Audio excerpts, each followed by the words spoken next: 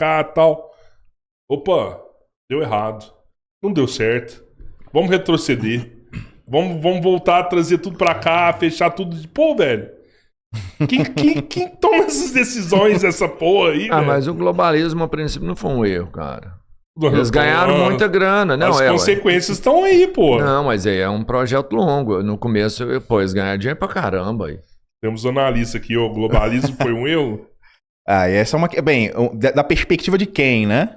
Da perspectiva dos caras que promoveram, eu diria o seguinte, eles não voltaram atrás em relação ao globalismo, né?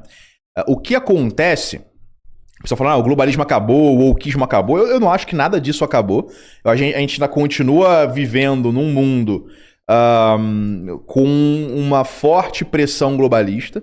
O mundo ainda é quase completamente woke, excetuando alguns oásis na Ásia, na Eurásia e em outras partes do terceiro mundo.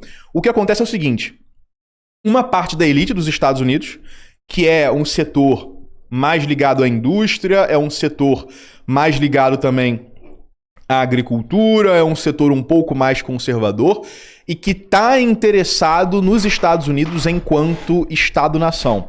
Esse setor chegou à conclusão de que o livre comércio e a globalização eram ruins para os Estados Unidos. Certo. Agora, os caras que efetivamente impulsionaram o globalismo, eles simplesmente chegaram à conclusão de que eles estavam querendo ir rápido demais, eles foram com muita sede ao pote e que talvez seja interessante trabalhar mais no longo prazo e trabalhar de uma maneira mais sutil. Eu vejo, por exemplo, que muitas dessas pautas defendidas pelos globalistas elas estão recuando apenas parcialmente, né? Por exemplo, os Estados Unidos estão retirando um financiamento em relação, sei lá, à promoção de ideologia de gênero na Geórgia, né? E aí a USAID, por exemplo, que acabou, né? Na prática acabou, os Estados Unidos tiram o dinheiro do Estado dali, mas você vai ver que alguma empresa privada ou uma fundação entra e cobre, né? Entra ali e substitui o governo dos Estados Unidos na promoção daquilo. E muita coisa não tá voltando atrás, os caras estão apenas paralisando, né? A gente não tá vendo muita coisa voltar atrás, exceto na questão que envolve aí crianças e a questão de gênero, porque isso aí era um dos pontos mais polêmicos, todo esse debate aí sobre hormônios, sobre transição e por aí vai, isso aí talvez fosse um dos pontos mais sensíveis. Em relação a isso, eles estão voltando um pouco atrás, mas isso pode ser temporário, porque não tem nada definido ainda. Mas esse ponto, por exemplo, ele já andou bem. E se ele só está estagnado, talvez ele tenha chegado onde era preciso, não?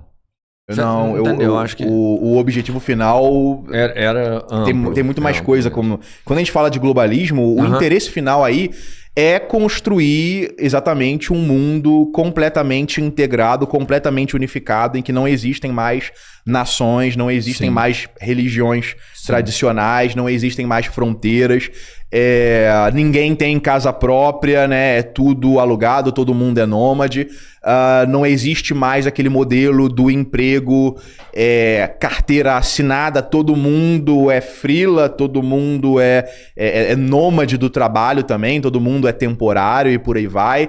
As famílias também não existem mais, as famílias são fluidas também, poliamorismo, são arranjos de todos os tipos e por aí vai, sempre arranjos muito fluidos, arranjos muito temporários. A própria forma humana é colocada em questionamento porque você passa a acreditar que você pode adequar por meio de cirurgias diversas o seu corpo a uma ideia puramente interna que você tem do seu corpo e de modo que você começa pela questão do gênero e você vai diretamente para o transhumanismo propriamente dito, que envolve tanto projetos de fusão do homem com animais, como projetos também de fusão do homem com máquinas, né? Então, assim, quando a gente fala em globalismo, o endgame dele, se vocês olharem, por exemplo, num Yuval Harari, né? Tem aí um monte de livros publicados no Brasil, aquele Homo Deus, né? Tem um monte desses livros aí desse cara. O endgame deles, o objetivo final deles é algo nesse sentido.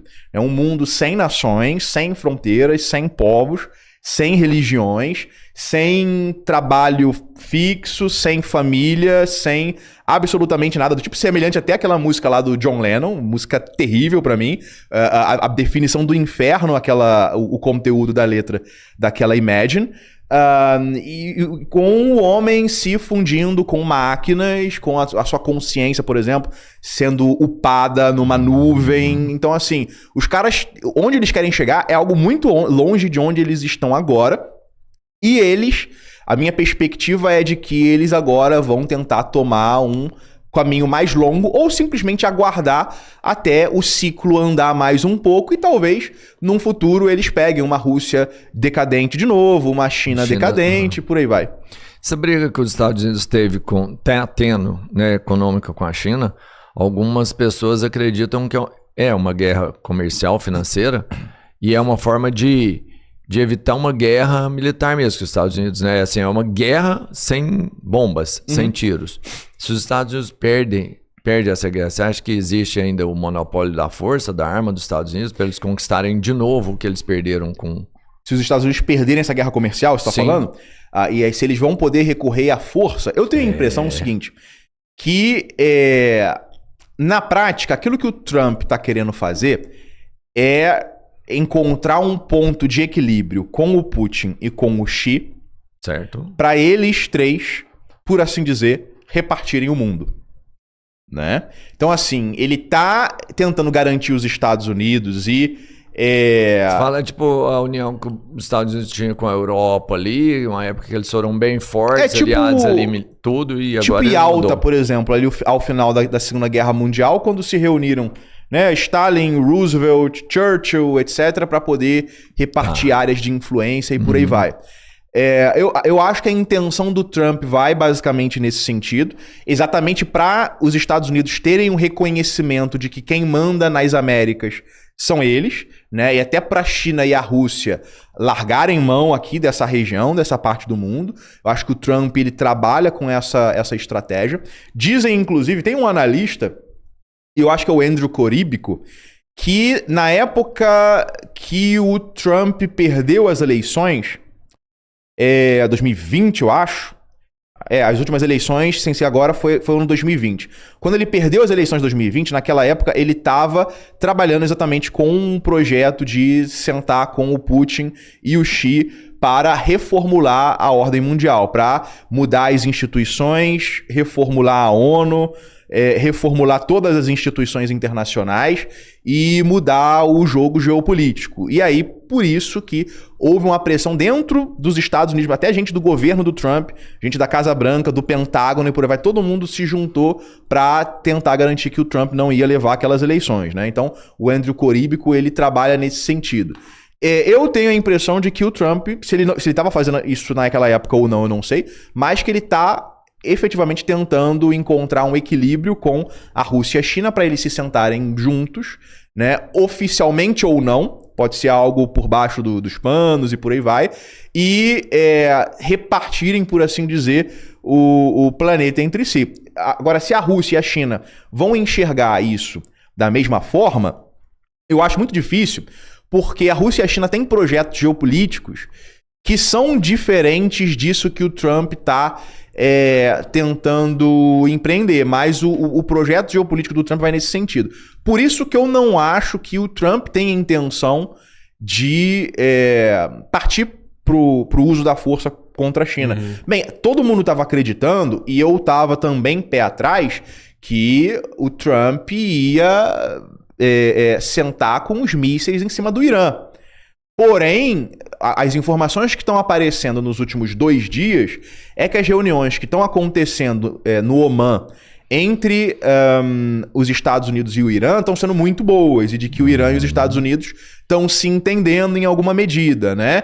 Então, se com o Irã os Estados Unidos estão conseguindo se entender... Que é difícil, né? Que é algo bastante difícil, até pela pressão de Israel em cima dos Estados Unidos... Eu acho que o Trump... É porque o Trump é um jogador de pôquer, né? Ele é um blefador, ele é um garganteiro. Então, assim, mesmo que ele jogue duro com a China, eu acho que ele tem uma certa dose de realismo de saber que ele não tem como ganhar uma guerra com a China, e não no sentido de que apenas seria fácil para a China. Não, seria uma destruição generalizada dos dois países, né?